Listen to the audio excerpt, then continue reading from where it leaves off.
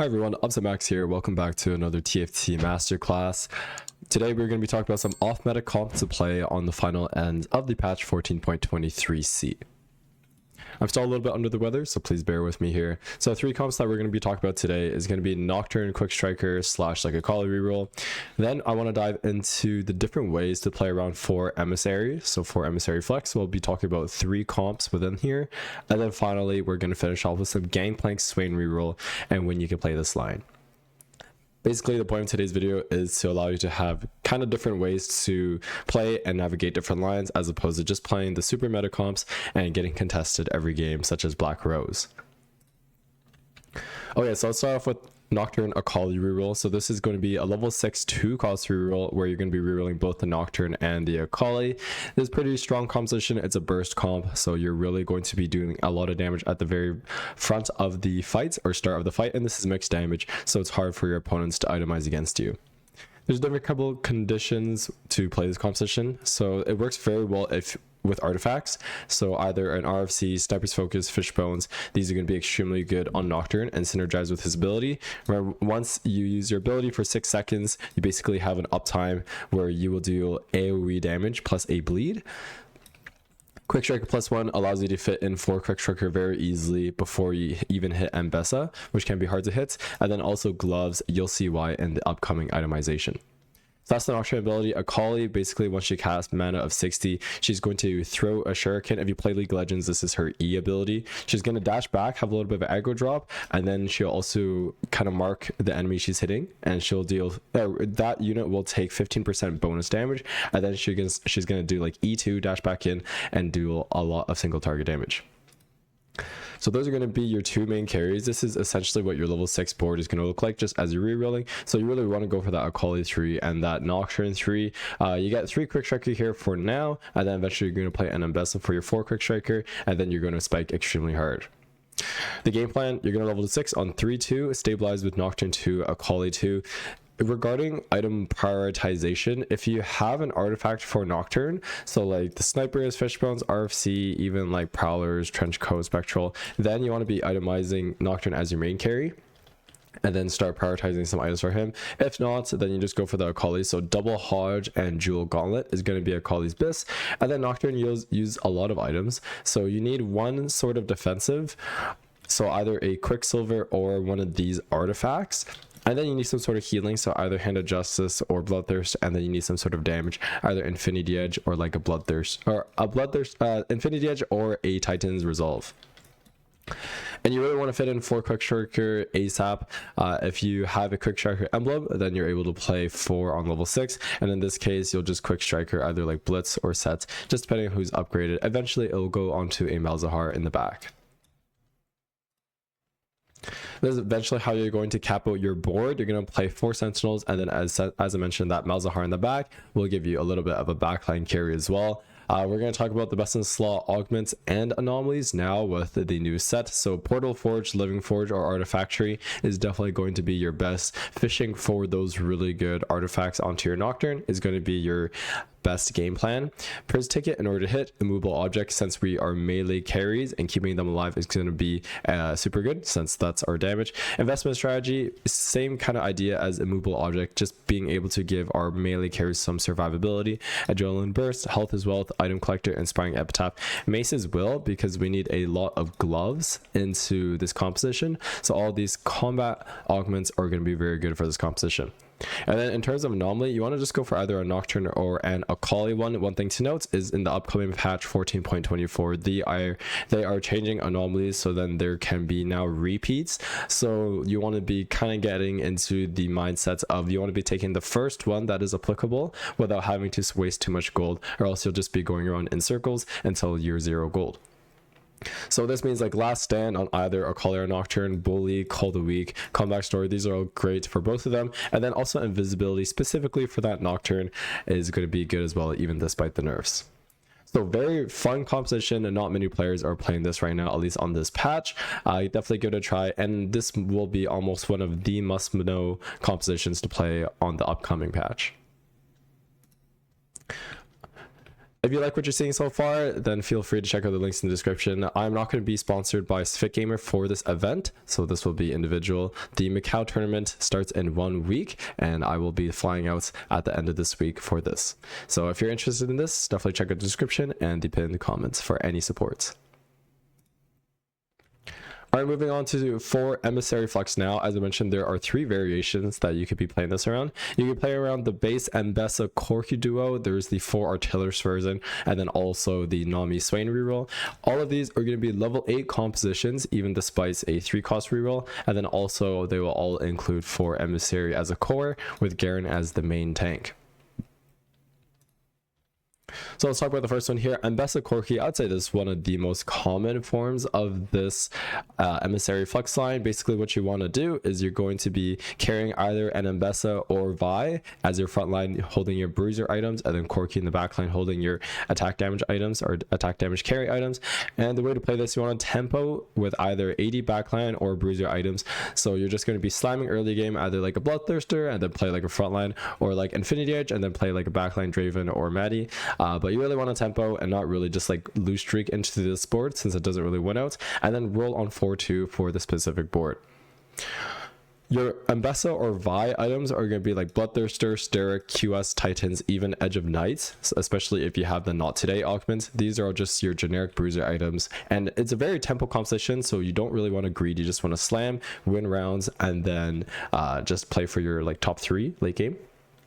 And then Corki is Infinity Edge, Last Whisper +1, either a Guard Breaker, Giant Slayer, Deathblade. You need some sort of damage amp onto him, so one of these items is going to be quite good. Garen is going to be main tank. There's not a great Morello holder in this composition, or even like you could put red buff on Corki, like it's fine. But Sunfire is going to be really good on Garen, and then also a Warmogs makes him a lot tankier and also gives HP over to the Vi and to the Mbessa. Swain or Gangplank, you can only play one of these on level 8. So if you hit a Swain 2, you're playing Swain 2. If you hit a Gangplank 2, you're playing Gangplank 2. Also, it depends if you need a scrap item onto Corki, depending on how your item economy works out. But on level 9, then you can eventually play both, and then you'll also get Form Swapper, Pit Fighter, and Scrappin, or the other way around, you'll get Conqueror and Sorkin and Form Swapper. In regards of anomaly, you're really going to look for either an Mbessa one or a Corki one. Corki one does any like power attack damage one into the backline, and then for Mbessa, some sort of survivability or some sort of like power like Berserker Rage, Titanic Strikes. These are all fine onto the Mbessa.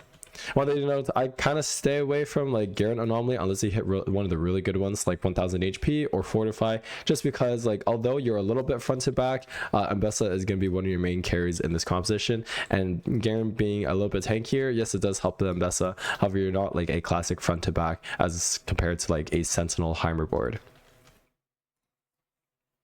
So that's the first one. Moving on to our Artillerist version. So now we're going to be tempoing with AD backline items only, early to mid game. So like in your Infinity Edge or Last Whisper, you can even go like your Runons if you really need to like 5-streak your stage 2. And then on 4-2, you want to roll down for this board. The best items are going to be not as important since we're really investing into the Artillerist tree. We have 4 Emissary, but we can't fit Quick Striker into here. So the Mbessa items are just going to be BT, Stir, QS, Titans. Any one of these as usual. However, you really want to be prioritizing the Corki items. You can even put secondary onto the Ezreal as well. Tank items are going to go to your Garen, Rumble, or Jace will go on your level 9. And in this case, you're looking for a Corki or Garen anomaly because you're now more of a front-to-back composition where the Mbessa doesn't matter as much. Like, it's still nice, however, she's not the main carry of the show anymore. And then the very last one is going to be a Nami Swain reroll version. So even though we're rerolling 3 costs, and ideally you want to be on level 7, we really need to be hitting these Garen, Annalise, and Mbessa. So you want to be rerolling on level 8 here, and then you're still able to hit the Nami Swain board, and the board fits just a lot better once you get this 4 Emissary in. Nami is going to be your main carry, and Swain is going to hold your leftover AP items. Of course, if you randomly hit a Swain 3 and you're still stuck Nami 2, then you're going to itemize your Swain, of course. But both of these, they want some sort of mana, attack speed, and AP. Then if you want to dive into a little bit deeper, so mana is either going to be like a Shojin, blue buff, or a Helm. Attack speed is going to be either a Nashor's or a red buff. And then your final AP is going to be some Rabadons, Jewel Gauntlet, or Archangel. Garen is going to be our main tank in this comp, so a Warmogs like Sunfire, Declaw, Gargoyle, Bramble Vest, these are all fine. You don't really itemize Emissary, she's just here for her traits.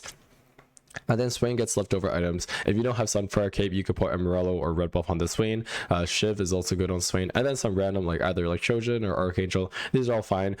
He's just doing the chip damage. Nami is doing the main damage. As you go up, you're just going to eventually play five Black Rose. So on level 8 or level 9, you play either a Morgana or a Cass. And then on level 10, you play the other. And for your anomalies, you really want to go for a Nami anomaly. You really need like a lot of damage into this composition. And you have a decent front line already. So at least compared to like the artillerist board. So you just want to be going for like no mana wasted. Some like ability power on Cass. Like these are all fine on Nami. So those are the different ways you could play the Emissary flex lines. It's very flexible as the name suggests, but one thing to note is it does require a lot of gold since there's a lot of 4 costs on the level 8 boards, especially like the Corki, the Garen, the Mbessa, and then even like the Vi in the first one. So make sure you have a ton of money and you're able to hit everything.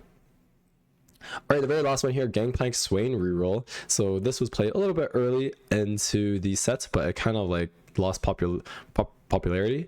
Is going to be a level 7 reroll comp, and it's also going to be a mixed damage comp again with some physical damage and some magic damage. Now the condition to play this after the initial Gangplank nerfs early into the season is going to be if you have why not both. Now this augment only comes on 3-2 or 4-2. 4-2 I think it's a little bit late, so I'd only play this if you have it on the 3-2. Basically, once you field 2 of the same 4 swappers and 1 in each form, they'll each gain 24 AP, armor, MR, and AD. And then once you 3-star a form swapper, you gain a 2-star version of it as well. So with this being said, we're going to be playing 2 Gangplanks and 2 Swains, and here's what the board is going to look like. So here we go, pretty simple, right? 2 Gangplanks, 2 Swains. The 3-star Swain is going to be in your front line, and the 3-star Gangplank is going to be in your back line. You're going to level to 7 on 3, 5, or 4 run and roll for this board. And when you're just like initially rolling down to stabilize, your main Gangplank and your main Swain need to be 2-starred. So your front line Swain needs to be 2-starred. You can have 1-star in the back for now. That's fine on your initial roll down. And then vice versa. Your Gangplank backline needs to be 2-starred. And then the one you're playing in the front can be a 1-star for now as well. You're going to prioritizing your GP items since he's going to be your main carry. So Shojin Infinity Edge +1, and your +1 can either be a Last Whisper if you don't have an even shred already, a Guard Breaker, a Red Buff, Giant Slayer, or a second IE. Swain items is just going to be your frontline magic tank items like Crown Guard, Gargoyle, Declaw, Bramble. These are fine. However, you want to leave your Warmogs for the Garen just because like HP on Garen is insanely well, even with upcoming nerfs into the patch. And then your next ins are going to be Elise plus Jace. You're going to get a force form swapper in, and then once you hit this Gangplank 3, this Swain 3, it essentially is a win-out composition. Best all augments and anomalies for this, so why not both? Of course, you need this on 3-2. If you don't have this, then I wouldn't really play Gangplank Swain reroll unless you just hit an insane amount naturally, and then you're able to like go level 9. Prismatic Ticket in order to hit. Health is wealth. Normally with Prismatic Ticket, like if you took this on 2-1 and you're playing something else, and then you get why not both, you could pivot in. However, this is more of a luck thing. It doesn't really like intuitively work Pris Ticket straight into why not both. Health as well, the Crown Guarded, all that Shimmer's Collector is very good on Gangplank. In this case, you do Shojin, Infinity Edge, and Collector, and then you'd go for an even Shroud onto your Garen. Popping up Immovable Object, these are all going to be good augments as well, and it just helps your board deal more damage or stay alive. In this case, you want to do a GP anomaly, so Call the Weak, Bully, Attack Expert, the Finisher. These are all going to be quite good on Gangplank. You just want him to just do a lot of damage since he is essentially your main source of damage onto this board. Okay, so that's everything for now. I'll do a quick summary of what we talked about. So these comps, they're really gonna help you out in being not contested. Like the 4 Emissary flex lines is slowly starting to gain more traction. However, like Nocturne reroll, like Gangplank Swain reroll, even though this is pretty specific, these are some ways to tailor your game direction without being super contested, for example like Black Rose. So definitely give these a try, and also a lot of these compositions are going to be really strong on the upcoming patch 14.24. So that's everything for now. Definitely check out the link in the description and the pinned comments. The next couple weeks there will not be any classes because I will be in Macau, so I'll see you all when I get back. Take care, have a great day.